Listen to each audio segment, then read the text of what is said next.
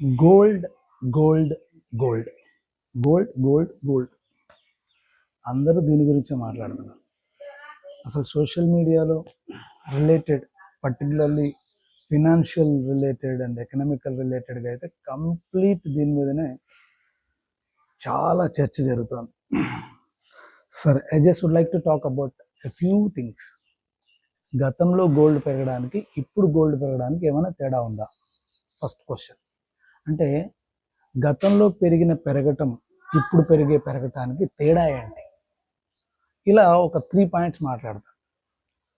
First point, అసలు gold ఎందుకు అనేది చాలామందికి, పర్టికులర్లీ చెప్పాను కదా, ఈ జనరేషన్ పిల్లలకి అంత అవగాహన లేకపోవడం వల్ల మాత్రం చాలా నష్టాలు జరుగుతాయి. ఎందుకు గోల్డ్? ద ఇమ్మీడియట్ లిక్విడేషన్, అంటే క్యాష్ తెలుసు కదా మనకు, లిక్విడ్ క్యాష్ అంటారు. ఎవరి దగ్గర అయితే లిక్విడ్ క్యాష్ ఉంటుందో వాళ్ళు దాదాపు సమస్యల నుంచి దూరంగా ఉంటారు అన్నది నానుడి, గతం నుంచి మనకు తెలిసిన విషయం. అంటే సఫిషియెంట్గా ఇనఫ్ క్యాష్ ఉంటుంది వాళ్ళ దగ్గర, that is called liquid cash. అలా లిక్విడ్ క్యాష్ కాకుండా అంత ఇమ్మీడియట్గా లిక్విడ్ క్యాష్ చేసుకోగలిగింది ఈ ప్రపంచంలో ఏదైనా ఉంది అంటే అది గోల్డ్ మాత్రమే. నువ్వు ఏ అర్ధరాత్రి ఓ పాన్ బ్రోకర్ దగ్గరికి వెళ్ళి నీ దగ్గర ఉన్న గోల్డ్ తీసుకుపోయి ఇచ్చినా తనఖా పెట్టుకుని డబ్బు తెచ్చుకోవచ్చు, లేదా దాన్ని అమ్మేసైనా డబ్బు తెచ్చుకోవచ్చు. ఏ పక్కింటోడో ఎదురింటోడో అయినా కొనేస్తారు దాన్ని. దట్ ఈస్ అంటే ఇమ్మీడియట్ లిక్విడ్గా మార్చుకోగలిగిన ఎఫిషియన్సీ ఉన్న metal. It is not just metal, unbeatable metal. అయితే ముఖ్యంగా భారతదేశానికి వచ్చేటప్పటికి ఈ గోల్డ్ ఒక రకంగా అదృష్టమనే చెప్పాలి. ఎందుకంటే భారతదేశంలో ఎక్కువ గోల్డ్ ప్రజల దగ్గర ఉంటాయి. ఎందుకంటే మనకు ఆ ఎమోషనల్ కనెక్టివిటీ ఉంటుంది గోల్డ్ మీద. మన వాళ్ళందరికీ గోల్డ్ ఆభరణాల మీద కావచ్చు.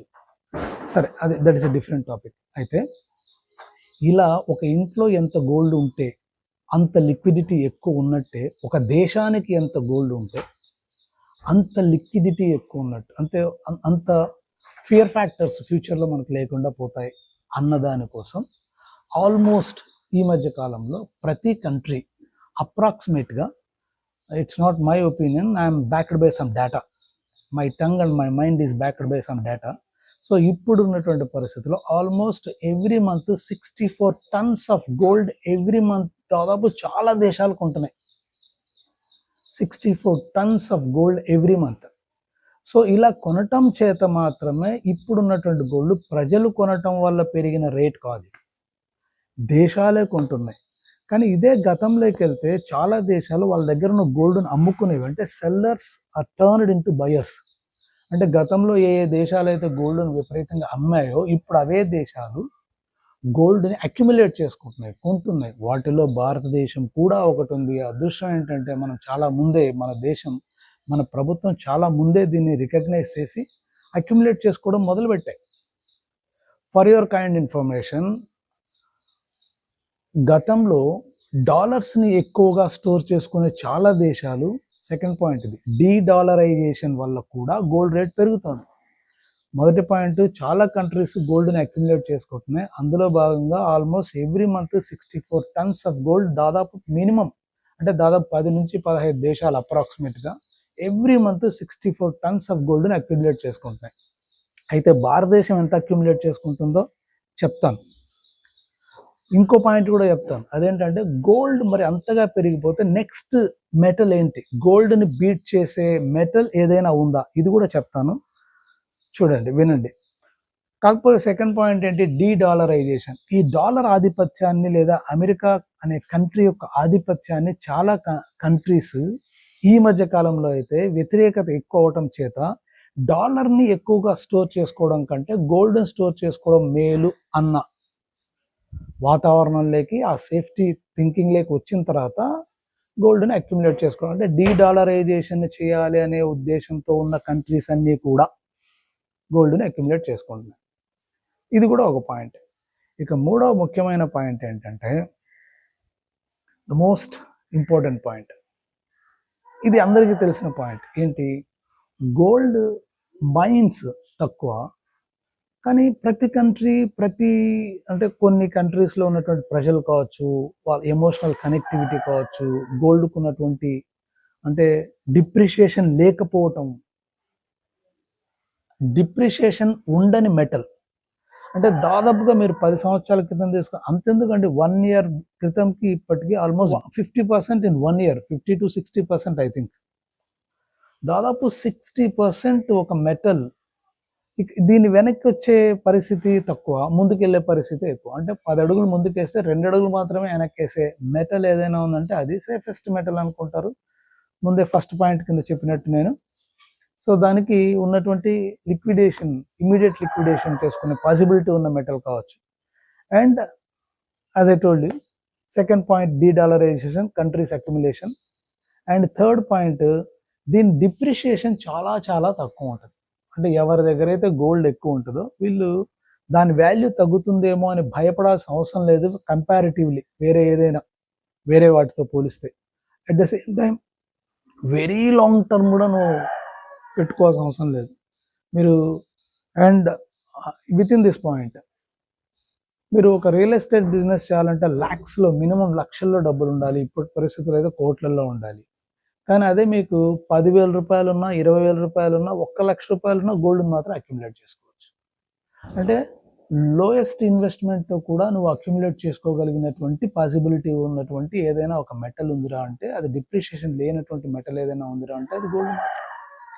అండ్ కంట్రీస్కి మధ్య ఎక్స్పోర్ట్స్ అండ్ ఇంపోర్ట్స్ జరుగుతున్నప్పుడు వాటి మధ్య ఉన్నటువంటి ట్రాన్సాక్షన్స్ని డాలర్స్లోనో లేదా రూపీస్లోనో లేదా దినార్స్లోనో ఇంకేదో వాళ్ళ కంట్రీస్కి సంబంధించిన కరెన్సీని ఇవ్వకుండా ఆ కంట్రీలోకి మన కంట్రీ రూపీని ట్రాన్స్ఫార్మ్ చేయాల్సిన అవసరం లేకుండానే గోల్డ్ని ఎక్స్చేంజ్ చేసుకునే పాసిబిలిటీ ఆల్వేస్ సేఫ్. ప్రతి కంట్రీకి సేఫ్ అన్నమాట. సో అది కూడా biggest reason why gold has becoming day by day.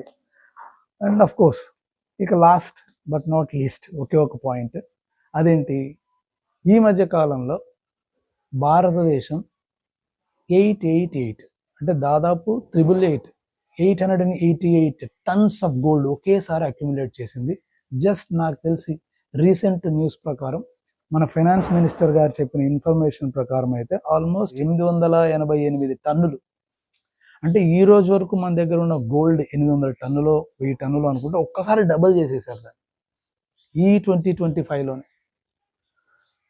Of course dollars reserve అనేది ఎంత ఉంది అంటే లక్షల కోట్లలో ఉంది. డాలర్స్ని మనము ఎప్పటి నుంచో రిజర్వ్గా పెట్టుకోవడం చేత, అంటే ప్రతి కంట్రీకి సెంట్రల్ బ్యాంక్స్ అని ఉంటాయి. సో మన కంట్రీకి సెంట్రల్ బ్యాంక్ ఏంటి, reserve bank of India. So reserve bank of India ఇచ్చిన మనకి ఇన్ఫర్మేషన్ ప్రకారము, ఫైనాన్స్ మినిస్టర్ ఇచ్చిన ఇన్ఫర్మేషన్ ప్రకారం చెప్పాల్సి వస్తే దాదాపు 900 టన్నుల బంగారుని భారతదేశం కూడా రీసెంట్గా అక్యుములేట్ చేసింది. అంటే ఉన్న స్టోరేజ్ ఎంత అని పక్కన పెడితే.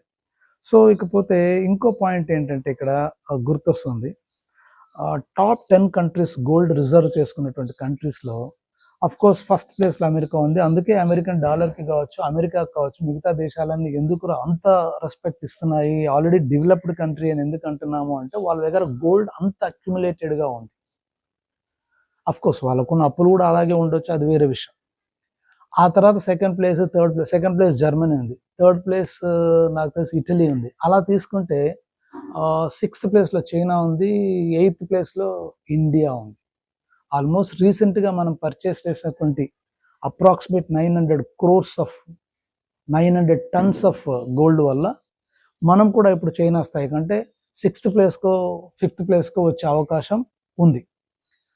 So my dear friends, in a simplest way, I just would like to one more thing what I told you when I started this conversation. What is the next to gold?